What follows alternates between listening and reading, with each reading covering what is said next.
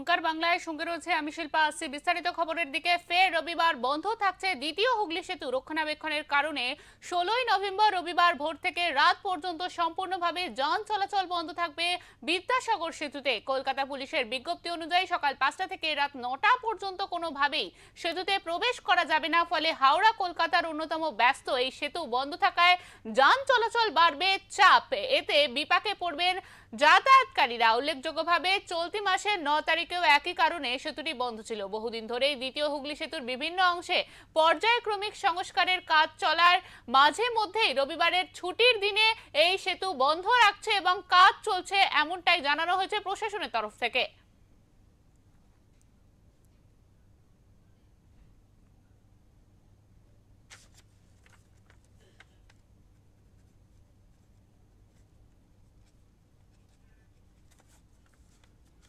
আমাদের সঙ্গে এই মুহূর্তে রয়েছেন আমাদের প্রতিনিধি কোয়েল বণিক। কোয়েল, আবারও দ্বিতীয় হুগলি সেতু বন্ধ থাকছে রবিবার, অর্থাৎ বলা যায় যে একেবারে কিন্তু পরপর অনেক রবিবারই দেখছি আমরা এই সেতু বন্ধ থাকছে। ঠিক কি কারণে বন্ধ থাকছে এবং আগামীকাল কতক্ষণের জন্য বন্ধ থাকছে, রাত কটা পর্যন্ত বন্ধ থাকছে, সম্পূর্ণটা আমাদের বিস্তারিতভাবে জানাও।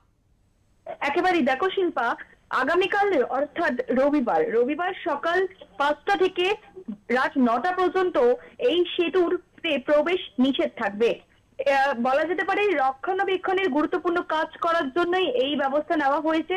এবং তোমাকে জানিয়ে রাখি যে তুমি যেমনটা বললে যে এর আগেও দ্বিতীয় হুগলি সেতু বন্ধ রাখা হয়েছিল রক্ষণাবেক্ষণের জন্য, ঠিক একই কারণের জন্য কিন্তু আগামীকাল অর্থাৎ রবিবার রক্ষণাবেক্ষণের গুরুত্বপূর্ণ কাজ চলার জন্যই আগামীকাল দ্বিতীয় হুগলি সেতু বন্ধ রাখা হচ্ছে।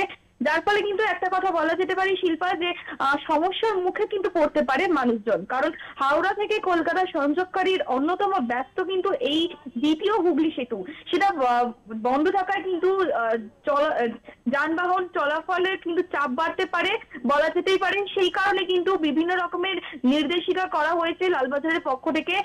যেহেতু দ্বিতীয় হুগলি সেতু অন্যতম একটি গুরুত্বপূর্ণ ব্যস্ত একটি সেতু, সেক্ষেত্রে সেটা বন্ধ থাকার কারণে কিন্তু কিছু সমস্যার মুখে পড়তে হয় অফিস যাত্রীদের। সেজন্য পুলিশের পক্ষ থেকে কিছু বিশেষ ব্যবস্থা নেওয়া হয়েছে। যেমন তোমাকে জানিয়ে রাখি যে এজিসি বোস রোড হয়ে সেতুর দিকে যাওয়ায় গাড়িগুলিকে টার্ফ ভিউ থেকে গ্রেট রোড হেস্টিংস এ ক্রসিং হয়ে ঘুরিয়ে দেওয়া হবে এবং অন্যদিকে খিদিরপুর থেকে সিজিআর রোড থেকে সেতুর দিকে যাওয়া সব গাড়িকে হেস্টিংস ক্রসিং এর বাম দিকে ঘুরিয়ে সেন্ট জর্জেস গেট রোড অর্থাৎ স্ট্যান্ড রোড হাওড়া ব্রিজের রুটে পাঠানো হবে।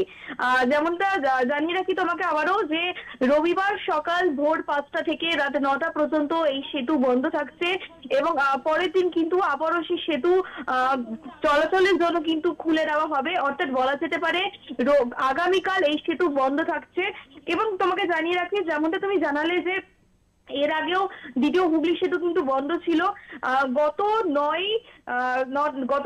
9 তারিখ কিন্তু এই সেতু বন্ধ ছিল ঠিক একই কারণে। কিন্তু এই যে বলা যেতে পারে যে রবিবার করে যে সেতু বন্ধ থাকছে তার ফলে কিছুটা সমস্যা কম হলেও সমস্যা কিন্তু পড়তেও হচ্ছে যাত্রীদের। কেননা রবিবার দিন স্কুল কলেজ কিংবা কিছু কিছু অফিস বন্ধ থাকলেও বেশ কিছু অফিস কিন্তু রবিবার দিন খোলা থাকে, আর বেশিরভাগ অফিস যাত্রী কিন্তু এই সেতু দিয়ে যাওয়া আসা করে। যার ফলে যখন এই সেতু বন্ধ থাকছে আগামীকাল, যার ফলে সমস্যার মুখে পড়তে পারে কিছু অফিস যাত্রীরা। এবং রবিবার ছুটির দিনের হিসাবেই মাঝে মধ্যে গুরুত্বপূর্ণ এই সেতু বন্ধ থাকছে। এর আগেও আমরা দেখেছিলাম চলতি মাসের 9 তারিখে এই সেতু বন্ধ রাখা হয়েছিল এবং তার আগেও কিন্তু এই দ্বিতীয় হুগলি সেতু বন্ধ রাখা হয়েছিল।